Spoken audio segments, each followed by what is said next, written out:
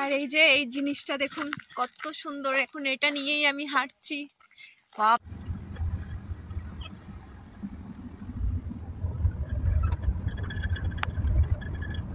Hello বন্ধুরা, দেখো আমরা চলে এসেছি বারপাঞ্চ কোর্টে, পুরুলিয়ার। তো ফার্স্টে আগে তোমাদের সিনটা দেখাই, দেখো জাস্ট অসাধারণ। তো দেখো এই মন্দিরটা দেখো, অনেক পুরনো, এটা রাস মন্দির। আর এই যে এদিকে এখন বর্মশাই ফটো তুলতে ব্যস্ত।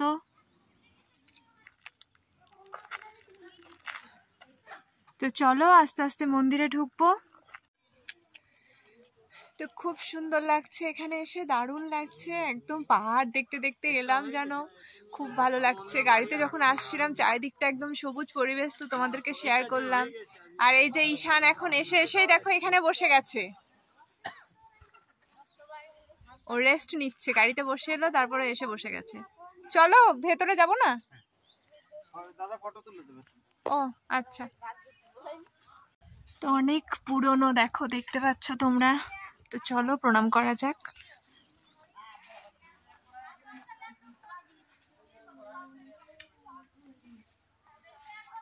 এই গাছগুলো দেখুন কত সুন্দর, কতটা ভালো লাগছে না, সবুজ গাছ। ইস কি সুন্দর লাগছে জায়গাটা, চারিদিকটা দেখো, চারিদিকটা ঘুরে আন চলুক। এই যে কত সুন্দর, এখানে আবার দেখুন ছোট ছোট কিরকম একটা ফল, দেখুন কি ফল আমি ঠিক জানি না, হলুদ হলুদ, দেখতে কত সুন্দর লাগছে, সবগুলোই সুন্দর লাগছে, একদম মনোরম সুন্দর পরিবেশ যাকে বলা যায়।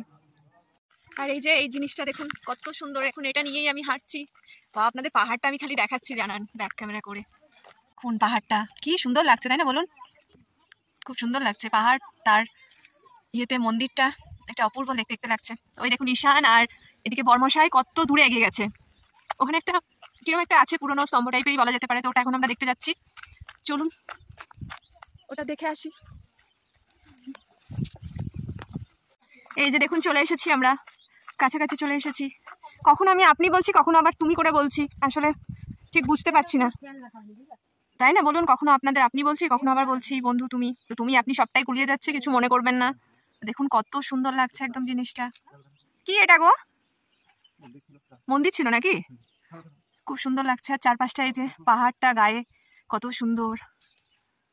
দুর্গা ঠাকুর দেখবো, কিন্তু দুর্গা ঠাকুর দেখার মাঝেও যখন এসেছি তাই ভাবলাম এই জায়গাগুলো ঘোরা যাক। এই জায়গাটা আমার কাছে নতুন, ফার্স্ট টাইম এলাম আমি, আর এত সুন্দর লাগছে। আমার একটা ফটো তুলে দাও।